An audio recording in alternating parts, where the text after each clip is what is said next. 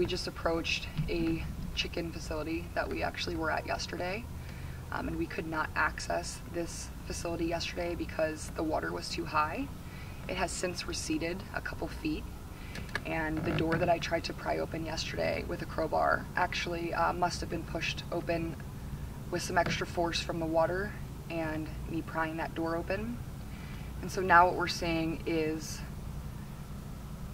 thousands and thousands and thousands of individual bodies floating around these sheds.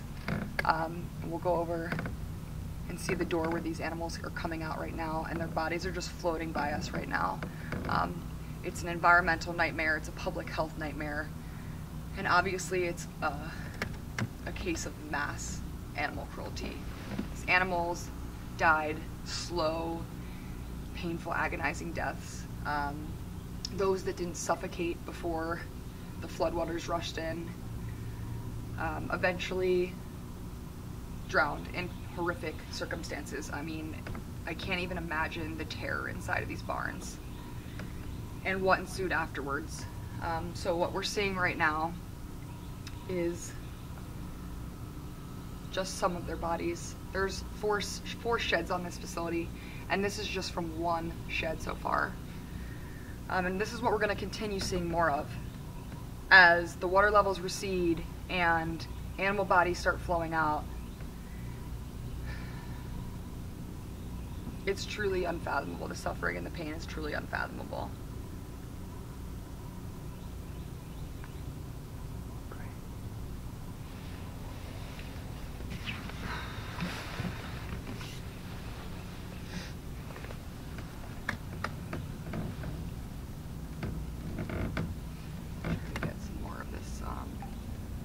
Here, the one's leg is caught on the bottom of the silo.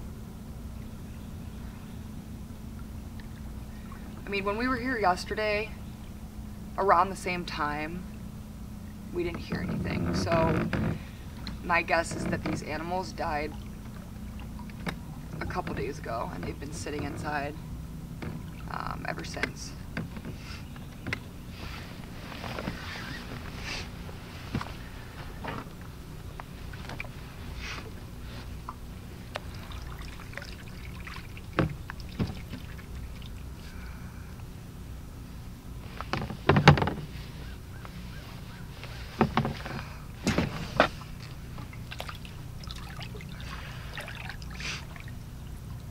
Smells awful. Just imagine thousands of dead bodies around you. It's just putrid and indescribable.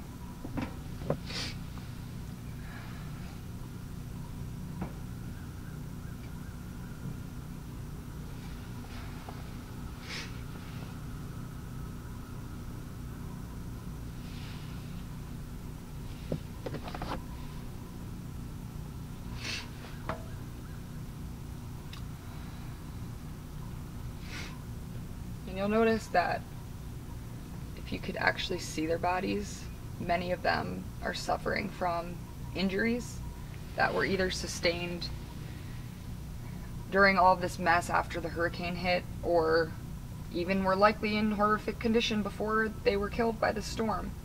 Because these animals suffer regardless of these natural disasters.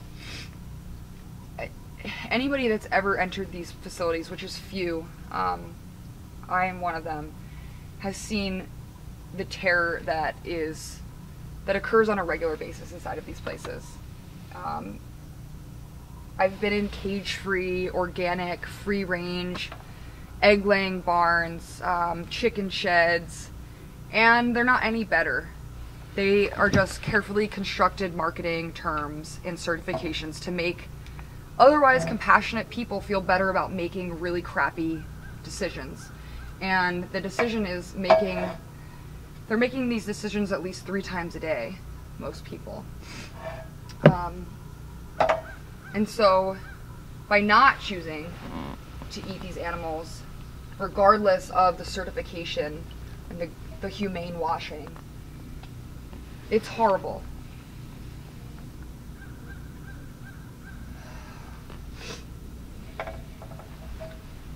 And we're going to see a lot more of this as we go on. I mean, there's just hundreds of these facilities that are in low-lying, flood-prone areas. And we saw a lot of aerial images come out of Hurricane Floyd in '99 of pigs on top of sheds.